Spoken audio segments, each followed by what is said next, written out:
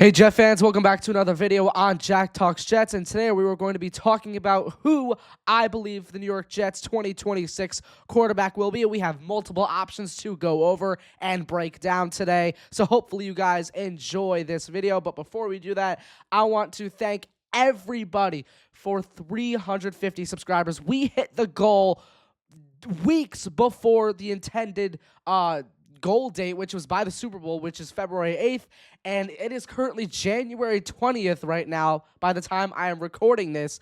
And I just want to take a time and thank everybody who has supported me since day one for this channel. I mean, I've been going on nearly 5 years. In about 2 weeks, it'll be 5 years that I have been running this channel. Almost half a decade I've been running this podcast. Surprisingly, I've been going this long for a team that disappoints me in every single Jet fan every single season.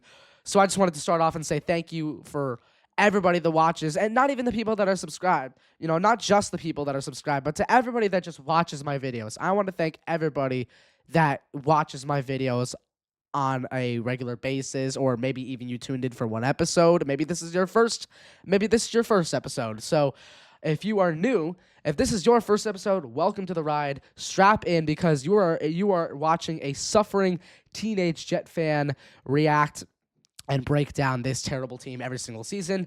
But I just want to say thank you to everyone, and let's get right into what this video is about. As you guys all saw in the title before you clicked on this video, we were going to be breaking down who I believe the Jets quarterback will be in 2026, who I want, and who are some realistic options. So let's go straight to the first quarterback here I want to talk about is none other than Cardinals quarterback Kyler Murray.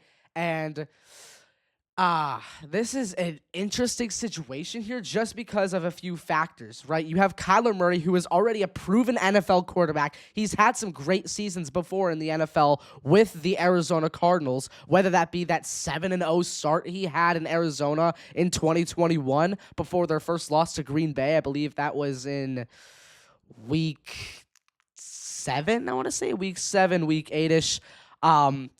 So, yeah, I mean, Kyler Murray, proven NFL quarterback. He's an elite playmaker when healthy, and I will get to that bullet point in a second. Keep when healthy in mind. He's a very dynamic off-script. He has this great dynamic off-script ability to him, whether that be his mobility, his great arm that he has, or other factors that include that are in the same, genre of that.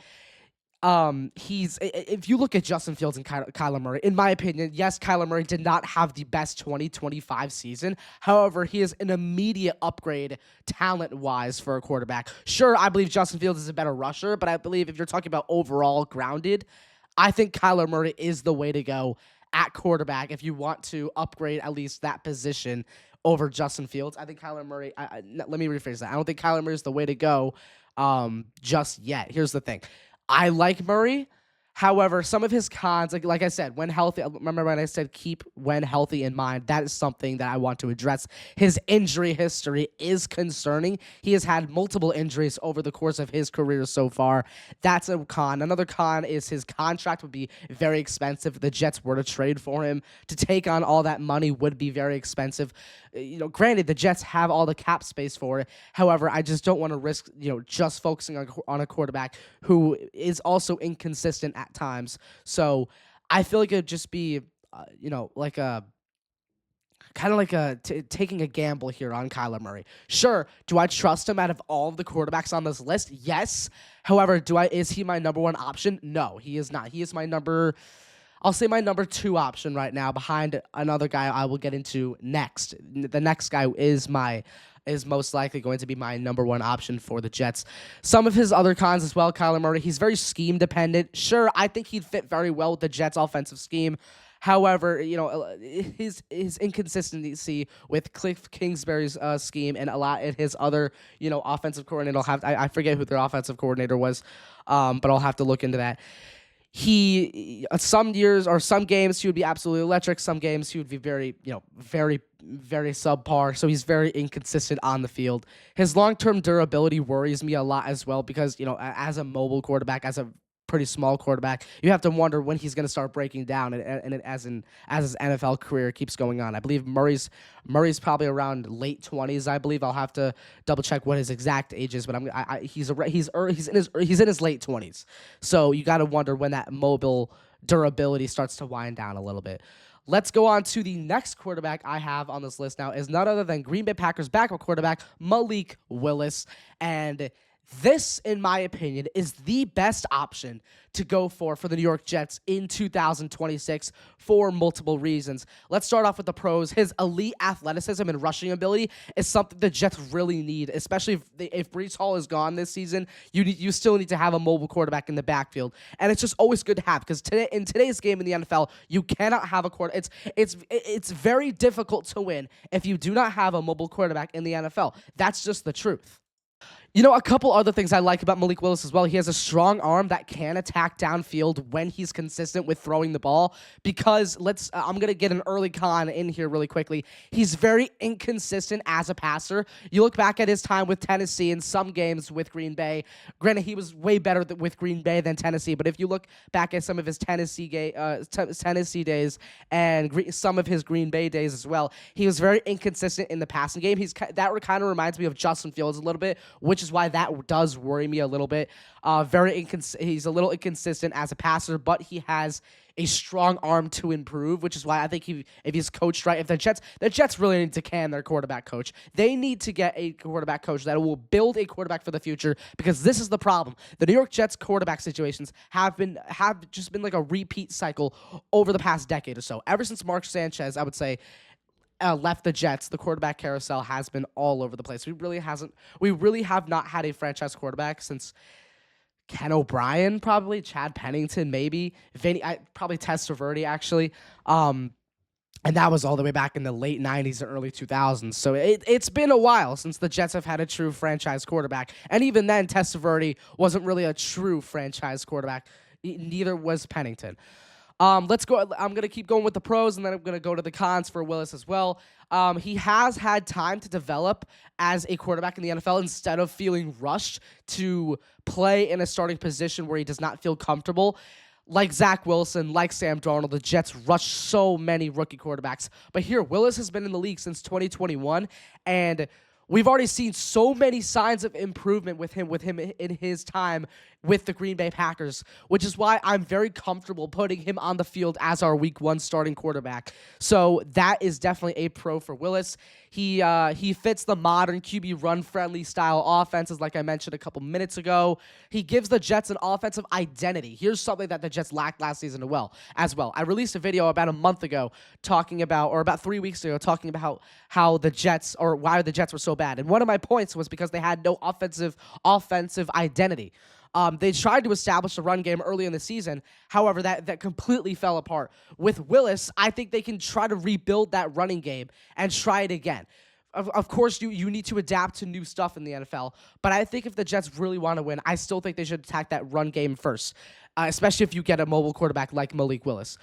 Of course, you still need to implement a great passing game, but a run-first offensive scheme would not be the worst idea in the world to try to go for again in 2026.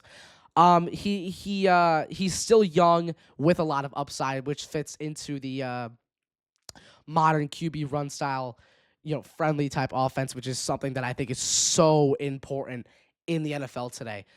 So let's move on to the cons with Malik Willis. Like I said, he's an inconsistent as a passer at times. His decision-making is still iffy with me. His decision-making, especially with the Packers especially with the Titans, in his first couple seasons. I thought Willis as a decision-maker he looked very hesitant. Again, that could have been just because he was a rookie, still developing in the NFL, but even with the Packers, I saw that a few times. His decision-making just needs to improve a little bit as well. Accuracy can come and go as well. He has a great arm. Again, his inconsistency as a passer also comes with his accuracy. His accuracy is sometimes an issue, and, before anyone starts thinking, I get what a few people are thinking. This is reminding you of what? Which quarterback did the Jets sign last season that had almost the exact traits as this? Justin Fields. However, The thing about Fields is that he's been put into multiple offenses and failed at almost every single one of them. So at least we know that he has a good ceiling. He just most likely isn't just an NFL talent at quarterback. Me personally, I don't believe Justin Fields will ever get a starting opportunity again in the NFL. With Willis, however, he's had time to develop and become a smarter quarterback in the league. And in my opinion, he can become a good starting quarterback in the NFL if used right and if developed right. Just because of, like I said, he's still young. He still has a lot of upside to him. And he's been developed great by Matt LaFleur over the past couple seasons. So if a starting role could really catapult him into being a real, genuine, authentic starting quarterback in the NFL, I think that is something that is very realistic to happen. He needs the right system to succeed, Malik Willis. And a big con here that I highlighted in my notes is that the Jets' history with developmental QBs is scary. Like I mentioned a couple minutes ago, Sam Darnold and Zach Wilson. Let's hope, and even Justin Fields last season, let's hope the Jets do not run in the same path if they do with Malik Willis. In my opinion, why Malik Willis does make sense to be the starting quarterback in 2026, however, is because the Jets need upside and not another placeholder. And because in my opinion, I mean, let me rephrase that. They need a placeholder and they need upside. I think Willis is a far better upgrade than Justin Fields. However, I don't see him, unfortunately, as any more than a bridge quarterback. Granted, that could change. He could change my mind if he starts playing very well with the Jets in his first season. If he does very well, fine, skip a quarterback in 27, rock with Willis. But my mentality heading into this quarterback search for 2026 is that it should be a 1-off or a 2-off. Preferably a 2-off because you sign this quarterback like Willis to a 2-year deal. First season is to obviously be the starting bridge quarterback. Second season, when the Jets, this is what I want to do. I want the Jets to draft a quarterback in the first round in 2027 and have them learn under the bench under a veteran such as Malik Willis. If Willis can mentor a quarterback that has the same traits as him, like Lenore Sellers out of South Carolina, I believe that is what the New York Jets can do to find their franchise quarterback. You need to have someone mentor you that knows your play style, that knows what you've been through as a quarterback, and you can rely on to make you better with your specific play style. Because Willis and Sellers have very similar play styles. Very mobile, but very good at, both strong-armed quarterbacks can be inconsistent in times in passing, which is why I'm happy that, again, Sellers is going back to college to fix all of this.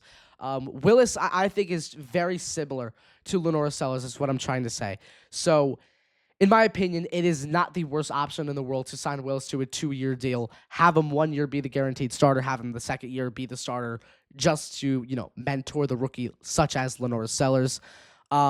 And if it works, it changes the franchise. If it works, let's say the Jets go this is not going to happen. I guarantee you it is not. But let's just say it's a world where the Jets go 10-7 with Malik Willis, get their first season over 7 wins in. It's gonna be going on 11 years now, and maybe even have a shot at the playoffs with Aaron Glenn as your head coach. I think that quarterback just guaranteed that spot for next season, possibly even 2 seasons to come.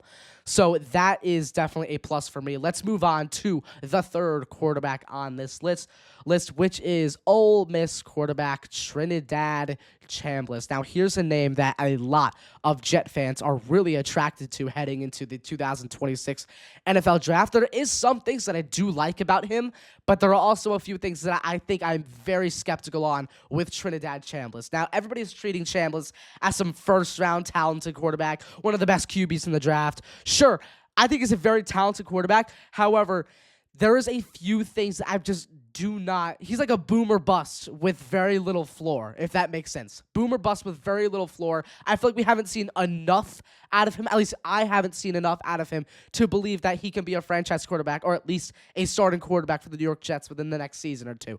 So let's go over his pros. Let's go over his cons really quickly. Let's start with his pros.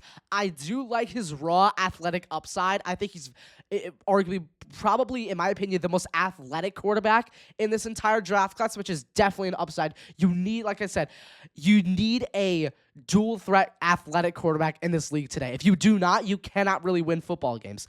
I like his strong arm talent, his high ceiling prospect he has. I think he's definitely has a great ceiling. However, I just don't think he has a very little floor, which concerns me. So high ceiling, sure, that's definitely a positive. However, there are some things that can tie into that can be negative as well. He's a younger option. Like I said, rookie. Kind of want to develop a rookie a little bit. Fits a developmental timeline, too, as well. His development at Ole Miss, backing up Jackson Dart, was incredible, right? He took the steps that he needed from being a backup, transformed into a great starting quarterback for the Rebels, and almost made it to the national championship. His playoff games were absolutely amazing. That's really when I got my eyes like really on Trinidad Chambliss and really started noticing him as a potential Jets quarterback in 2026. However, my opinion stands that the New York Jets should wait until 2027 to pick up a quarterback for the future. Now let's go over the cons for Ole Miss quarterback Trinidad Chambliss. He's very unproven. Like I said, I haven't seen enough out of him for me to be convinced that the New York Jets should go after him, whether that be at pick 16 or at pick 33, which is the very first pick in the second round of the NFL draft. He needs a lot of refinement, in my opinion. He is a risk of being a project. We've seen this before with Johnny Manziel. We've seen this before with Josh Rosen. We've seen this before with, I'm trying to think of other quarterbacks, Trey Lance. We've seen that with Kenny Pickett. There's a lot of quarterbacks here that were hyped as being great quarterbacks that ended up absolutely sucking in the NFL. Josh Rosen, I believe, he had 2 great seasons in college, but when he transcended into the NFL, he might be one of the worst quarterbacks I've honestly ever seen. Granted, it wasn't all his fault. However, there were still so much atrocities with Josh Rosen's play style, and I'm so happy the Jets did not go after Rosen, because a lot of people, including myself at the time, I get it, I was a young Jets fan. I was in 2nd grade when they drafted Sam Darnold. However, I still knew enough about Josh Rosen that I was able to say, like, because I love college football. I've always been a huge college football fan. But watching Josh Rosen at UCLA during the 2017 season, I'll never forget. I forget who the game was against, but he threw like more than 3 touchdowns. He did. That game was where I was like, oh, geez, the Jets should maybe even try to get this guy. Even on draft night, I remember exactly where I was. I was at home, and I think it was on. It was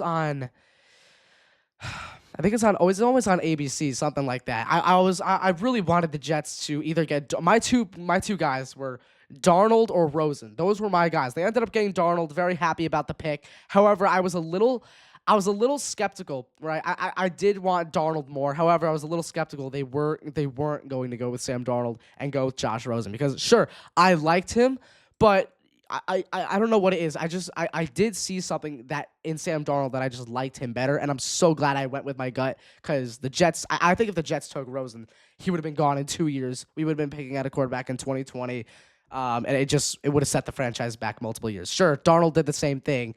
However, I think it's just better anyway. The Jets selected Darnold over Rosen. Some other cons of Trinidad Chambliss. I apologize for going off track for a second. He's a no guarantee. There's no guarantee that he translates into the NFL. Like I said, with the risk of being a project. Jets fan patience and media patience would be tested greatly throughout this entire process with Trinidad Chambliss. If Chambliss, in my opinion, if the Jets do select him, sit him on the bench for his rookie season. I do not care what anybody says. Chambliss is too unproven to be a starter in his rookie season. He is. Okay, I like him. I think he's a good quarterback. I think he can grow into a great NFL quarterback if developed right. So that means you have to be patient with guys like Trinidad Chambliss. That's just my opinion. Let's move on to the 4th and final quarterback before I give my honorable mentions at the end of the list. That is Alabama quarterback Ty Simpson of the Crimson Tide. Entering the season, probably around week 2 or week 3 of the college football season, I actually really liked Ty Simpson a lot. I was thinking that maybe the Jets could pick him up if Justin Fields did not work right. At the beginning of the season, I was all Lenore Sellers or Ty Simpson. Until I started really seeing what Fernando Mendoza and Dante Moore could do, I was really focused on Ty Simpson and Lenore Sellers. And I still have hope for Ty Simpson to be a good quarterback if he goes to the Jets or any NFL team. However, there is some stuff that I'm very worried about, and let's break that down while we break down the pros and cons. So Ty Simpson's pros, I believe he's a very solid pocket passer. I think he's very great. I think he has a great pocket awareness, and he's very calm under pressure. Great football IQ. He's very experienced in an NFL structured offense, and I think he's more NFL ready than flashy, if that makes sense. Dante Moore was very flashy. Mendoza was very flashy. Mendoza and Dante Moore, I believe, are NFL ready, but if you look at it, a lot of people like Dante Moore because of his playmaking abilities and not because of his, football IQ or his NFL ready play style. I think Ty Simpson has a very NFL ready play style. However, I don't know if his skill set would match a very good NFL quarterback, at least for year one. That's why I'm concerned. Some cons about him is that he has limited mobility. Like I mentioned a couple minutes ago, you have to be a mobile quarterback in this league. He has a lower ceiling than most quarterbacks heading into this class. He's not a playmaker. Like I said, he's more NFL ready than flashy. He relies heavily on system and protection, I saw at Alabama multiple times throughout the season, which is why he got really demoted to like my QB3, QB4 of this NFL draft. And in my opinion, he doesn't solve the Jets' explosive offensive problem, like I said, and why the Jets are so bad. The Jets need an explosive quarterback. Sure, he proves me wrong, then I'll admit I'm wrong. But these are just my opinions on Ty Simpson. Out of the four quarterbacks I just named, Ty Simpson is most likely the quarterback that I would least want on this list. He feels like another project. Like I said, like he's such a coin flip. It's not even funny, right? On heads he could be a good starting quarterback. Tails could be he becomes one of the biggest disasters in Jets history, right? It could be either side. Sure, there could be an in between, but it'd be like flipping a coin and having it land on its side. That would have it land, like in the middle. If you guys know what I mean. So I would not want Ty Simpson at all. If I had to, if I had to go with my number one option, it would be Malik Willis, just because I feel like he makes the most sense. Honorable mentions. Let's look at some people we could trade. The Jets could trade for and sign. I think the Jets maybe could trade for Mac Jones. He's some good things about him. He has starting experience. He's a quick decision maker. He knows NFL defenses. He could stabilize the offense, I believe. However, some cons is that he has limited upside, struggles under pressure. His ceiling is already known to be just maybe an average quarterback at best, and he doesn't fit the Jets offense, right? He's non-mobile. He's average at best. I think the best he could get the Jets 4 or 5 wins. He's not a playmaker. He's not someone I think the Jets should be worth. He's not worth trading for, in my opinion. And Mac Jones is just not someone I would want the Jets to target this offseason. Marcus Mariota is an interesting option though, because he has this veteran presence to him that I really like. He's athletic, even at 30, despite being 32 years old. Marcus Mariota is very athletic still in the NFL. He's a locker room leader. He's actually a great bridge quarterback option. Some of his pros or his cons though is that, like I said, he's 32 years old, so ultimately, he's going to end up being very injury-prone, which he has been over the past few years. He's inconsistent. He's not a long-term answer, and he's more of a temporary fix rather than a long-term quarterback, which, again, I don't really want a long-term quarterback, but if you're going to get a quarterback this season, you want them to be good. So, final take, Malik Willis represents the best combination of upside, athleticism, developmental timeline, and a chance to finally to change the Jets' identity. Sure, my plan is for him to be a bridge quarterback, but if he could do this, if he can name what I just said with the Jets, you need to keep this guy around. I really think there's a chance that Malik Willis could become a great quarterback in the NFL. Hopefully it's with the Jets. If the Jets are really serious about swinging for something different in 2026, do not draft a quarterback. Wait for 2027. Sign Malik Willis because he makes the most sense out of anybody. But anyway, Jets fans, do you want safe or do you want a chance at a special quarterback and not a bridge option for 2026? Let me know in the comments below. If you guys like this video, make sure to hit that like button. If you are new, make sure to hit that subscribe button. New goal is 400 subscribers by the start of next NFL season. That means not counting the preseason, which means this upcoming September. So we have 8 months to get to 400. That is the next goal. And goal after that, 450. So let's keep going. And I just want to thank everyone again for 350 subscribers. It means so much to me. I love all of you guys. Thank you guys so much for watching this video, and I will see you all next time. Peace out, Jet fans.